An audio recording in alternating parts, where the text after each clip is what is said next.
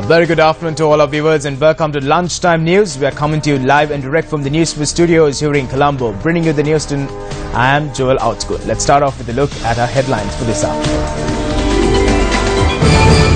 Former senior DIG Anurasana Naika remanded once again. Chief Minister of the Eastern Province barred from entering camps of the Triforces. Vessel of fishermen who set out to sea from Negombo capsizes. One fisherman dead and another missing. Daughter of Horopatana Police OIC hacked to death. Starting off with local news this afternoon, Chief Minister of the Eastern Province Hafiz Nasir Ahmad has been barred from entering any camp of the Triforces. Army media spokesperson Brigadier Jayanath Jayavira said that the Triforces are taking further action in this regard. Navy media spokesperson Captain Akram Alawi said that the decision was made following an incident where the Chief Minister reprimanded a naval officer. Captain Alawi added that the Sri Lankan Navy, Air Force and Army will not attend any event or function attended by the Chief Minister. The report of the Sri Lankan Navy, Air Force and Army on the incident has been handed over to the President. Meanwhile, a man has hacked his wife to death in the Kalimbindinueva area early this morning. I received a call early this morning from our neighbor. He said that the woman residing opposite his house had been stabbed. He asked me to bring my vehicle to rush them to the hospital. Then I saw Sanjeeva's wife on the ground and we put her inside the vehicle. The daughter was also seen inside the house. We tried to put her inside the vehicle too, but since there was no space in the vehicle, we sought assistance from one of our neighbors' three-wheelers and admitted them to the hospital. According to our provincial correspondent, the murdered victim was the daughter of the police OIC in Horopatana. The victim was a 20-year-old mother of one. Police said that the murder was the result of a personal dispute. The victim's mother, who also sustained injuries in the incident, is receiving treatment at the Anuradhapura Teaching Hospital. Police are yet to apprehend the suspect.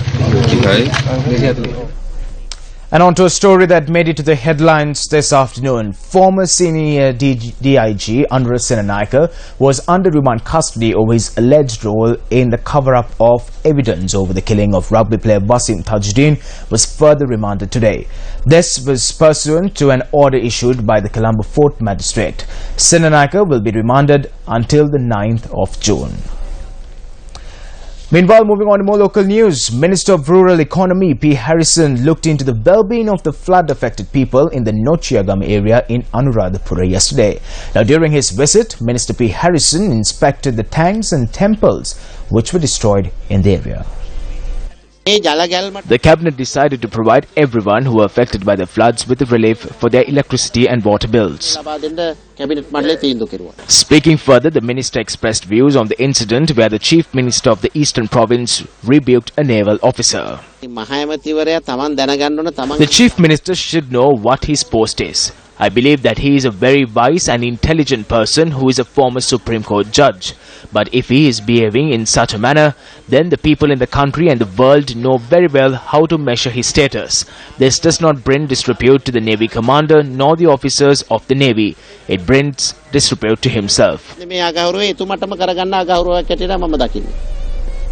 Speaking in Kandy yesterday, Governor of the Central Province Niluka Ekanaka expressed her views on the relief that can be provided for those who were affected by floods. ගරු ජනාධිපතිතුමා ඉතා පැහැදිලිව තහනම් කලාප බවට පත් කරගෙන යනවා සෝභාධර්මයේ යම් යම් පරිසරවල් හඳුනාගෙන. The President is in the clear process of declaring certain parts of the country as restricted zones based on its environment. At this point in time, we do not have the resources to identify all the minor damages in the Central Province and provide them with relief. If there is any possibility that we could design and lay the foundation for at least 1 or 2 houses, we will. But we hope to work closely with a responsible party in the near future. සම්පූර්ණ මැදිහත් වීමක් සිද්ධ කරනවා. වගකීතු කෙනෙක් සමග අපි ඒ කටයුතු කරන්න බලාපොරොත්තු වෙනවා. Meanwhile, the Department of Irrigation says that they have begun a census on the bridges and culverts that have been damaged by the recent floods. Director General of the department, Saman Veerasinghe, said that this census will include the destruction of river banks, irrigation sluice gates and paddy fields. He added that the damages will be assessed within the next 2 weeks, after which the required measures will be taken.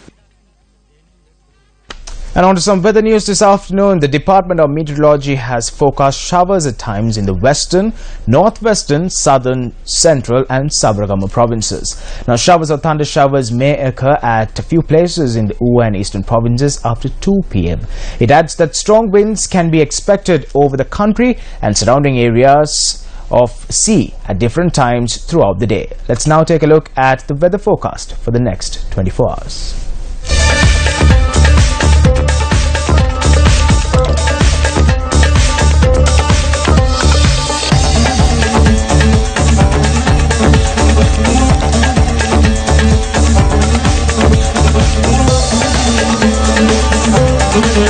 Welcome back to the news. You're watching Lunchtime News on TV1. In local news this afternoon, the vessel of a group of fishermen who set out to sea from the Kochikade area in Negombo has capsized, leaving 1 fisherman dead and another missing. Now, the deceased was a 51-year-old resident of Purutota, Kochikade. A correspondent said that 1 person was reported missing after a vessel which had arrived to rescue the fisherman had also capsized. The missing individual is a 46-year-old from Kochikade. A search operation is underway by Sri Lanka Navy to locate the individual.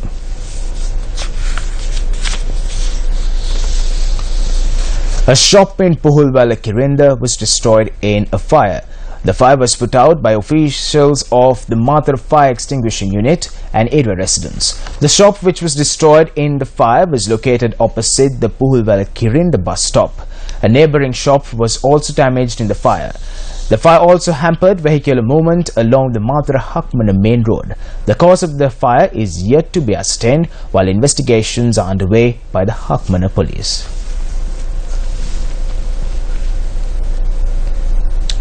The Teachers and Principals Trade Unions Joint Committee convened a media briefing yesterday. මේ දක්වා දේශපාලන පලිගැනීම් සිදු වුණායයි සඳහන් කරමින් The coalition government of the United National Party and the Sri Lanka Freedom Party are in the motion of making 4,680, which means nearly 5,000 political appointments under the guise that political revenge was taken up until now. If there is anyone who has been subjected to political revenge, the Teachers and Principals Trade Union Joint Committee has no objection whatsoever if the matter is extensively looked into, after which a financial aid or relief is given. But if they are to be given political appointments based on the fact that they were subjected to political revenge, then we are strongly against it and condemn it. So we emphasize that we will not hesitate to take all necessary means and action on this matter if need be. With that, we wrap up Lunchtime News. For the latest and trending stories, log on to our award-winning website www.newsfirst.lk. Have yourself a great day ahead.